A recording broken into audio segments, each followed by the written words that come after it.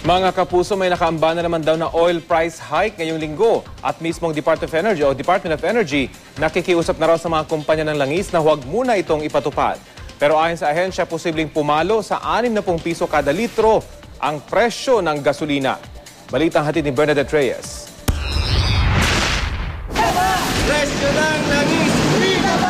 Naglunsad ng signature campaign ng ilang militanteng grupo na humihikayat ng mga pasahero na sumama sa kanilang mga pagkilos.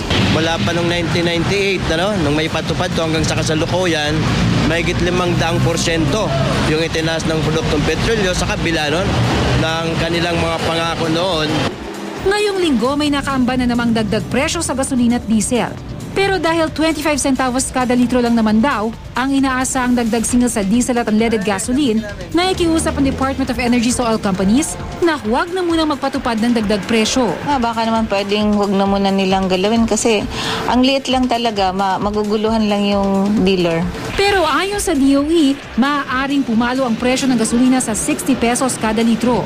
Nang pumalo ang langis sa mahigit $140 sa world market noong 2008, nasa halos 59 pesos ang kada litro ng diesel. Habang nasa mahigit 60 pesos ang kada litro ng unleaded gasoline noon, na kung tutuusin, 70 pesos raw ang tamang bentahan pero hindi raw naipatupad ng oil companies. The government asked the oil companies to stagger and delay implementation of price increases. Kasi yung sunod-sunod na increase, diba, may 4 pesos, may 5 pesos, pinapa-implement natin noong una 50-50 lang, tapos later naging piso na. Talagang prices are bound to move up.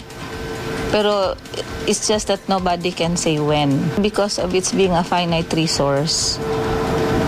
And then kung hindi ma-curtail yung demand, then talagang tataas ang... Matapos ang pinakahuling pagtaas presyo noong Huwebes, sa kabuuan tumaas na ng 5 pesos at 85 centavos per liter ang presyo ng gasolina.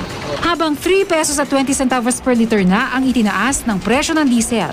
Malayo pa ang $122 per barrel na langis ngayon sa world market sa all-time high noong 2008. Gayunman, nasa 57 pesos at 75 centavos na ang kada litro ng unleaded gasoline. 48 pesos at 10 centavos naman ang karaniwang presyo ng diesel. Sa mahal ng diesel, hindi raw malayong makiisa si Jezreel sakaling may maglunsad ng tigil pasada. Yung mga kaminos talagang bawasan yung kita namin. Malaki na ba nabawas? Kaya nakalaki? Siguro mga 500 na bawas eh. Sa March 15 World Consumer Rights Day, maglulunsad ng malakiang kilos protesta ang mga militanteng grupo sa pangunguna ng bagong alyansa Makabayan. Hiling nila sa mga kongresista na gawing prioridad ang pagdinig sa mga panukalang batas na magbabasura sa oil deregulation law. Habang dinidinig, patuloy pa rin ang programang Pantawid Pasada.